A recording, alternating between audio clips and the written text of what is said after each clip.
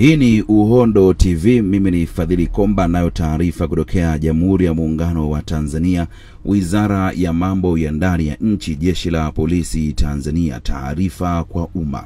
Kupitia mitandao ya kijamii tumeshuhudia tabia za baadhi ya watu ya kuitumia vibaya mitandao hiyo kwa kutengeneza, kuandika na kusambaza maandishi ya picha mjongeo za kuhamasisha watu kufanya vitendo vya kihalifu ambavyo ni kinyume na maadili, utamaduni wa Mtanzania na kinyume na sheria za nchi.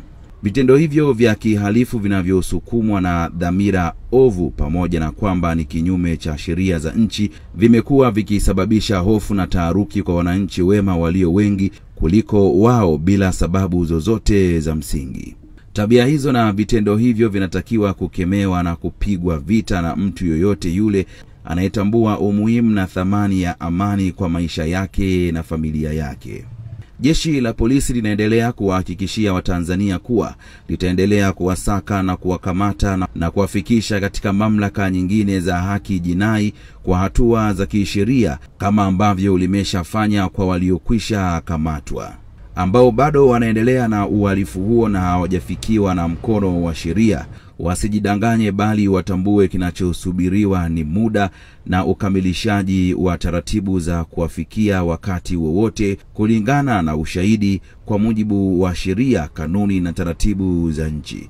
Imetolewa na msemaji wa Jeshi la Polisi makao makuu ya polisi Dodoma, Tanzania. Kupitia mitandao ya kijamii tumeshuhudia tabia ya baadhi ya watu ya kutumia vibaya mitandao hiyo kwa kutengeneza, kuandika na kusambaza maandishi na picha mjongeo za kuhamasisha watu kufanya vitendo vya kihalifu ambavyo ni kinyume na maadili, utamaduni wa Mtanzania na kinyume na sheria za nchi.